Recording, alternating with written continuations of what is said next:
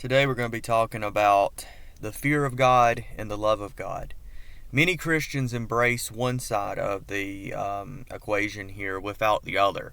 And I think it's important to recognize that the Bible teaches the fear of God and the love of God. Some people think you can't love somebody and fear them at the same time. This is not necessarily true. A lot of men fear their wives nowadays.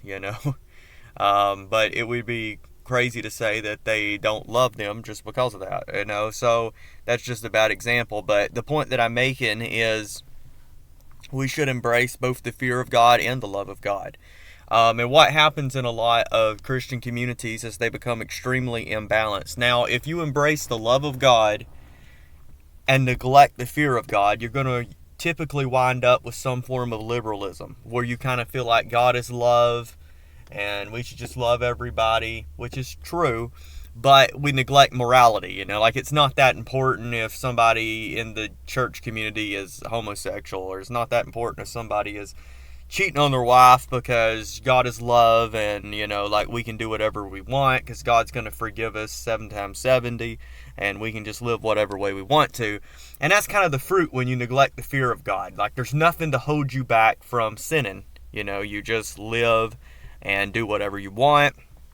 And that's basically what happens in a lot of church communities. And that explains why you have churches where you'll have like a drag queen as the pastor.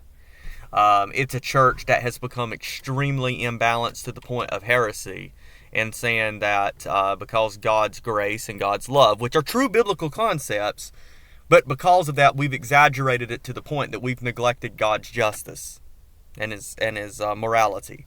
On the other hand, you also can find people who are very imbalanced with the fear of God, where we've grown so accustomed to God's wrath that we can only see God in that manner. And people like this usually become extremely scrupulous, where they feel like no matter how righteous they live, they're always on their way to hell. And I've become imbalanced in this manner too. After coming out of the hyper grace and going into the sin no more doctrine, I did get a little bit on the hyper scrupulous side. This can happen to people too when you don't have that balance. So, I just embraced the fear of God and didn't have a proper balance with understanding God's love and mercy, so I wound up on the other extreme, which is a better extreme to be on, I think, than the side that would allow you to sin, but it's still not the proper biblical understanding of God. When Abraham, Moses, and David and them, when they had a relationship with God, it is true that they feared God, but they had a love relationship with him too, where they knew this is someone we can trust, this is someone we can put our faith in, this is someone we can rely on. They understood that he loves me, okay? So we don't want to neglect the love of God either. And some communities that's coming out of the hyper grace movement, there's a temptation to just completely neglect the scriptures that deal with God's grace, because we're afraid that people will take those to say you can sin all you want. But I don't think we should neglect any of the scriptures. And the Bible says God is love. So the reality is this is a true concept, all right? So we want to distance ourselves from the liberalism of the modern day world, which is love and lawlessness, basically. And we want to surround ourselves with the Christian doctrine of love and morality. So the difference between the Christian doctrine of love and the liberal doctrine of love, liberalism is, or Satanism, is love and lawlessness. Love everybody, but live whatever way you want. Jesus' doctrine of love is love everybody and be moral. Practice morality.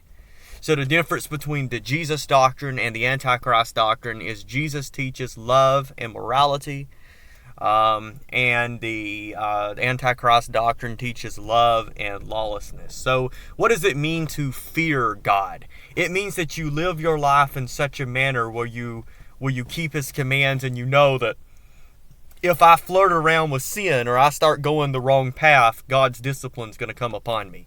That's what it means to live in the fear of God. It also means that you fear living certain ways because you know that the day of judgment, won't go well for you. Like, for example, you don't go out on a mass shooting because you recognize God's justice. You don't hook up with a prostitute because you recognize the discipline of the Lord. This is what it means, and you recognize the fear of hell. That's what it means to fear God. A lot of people have different definitions, but it's all comes down to whether you fear God or not, and how you conduct your everyday life decisions. And in the same way, to love God means the same thing, to give reference to the way you live your life. So our love and fear of God are both demonstrated in how we live our everyday lives. God bless for watching.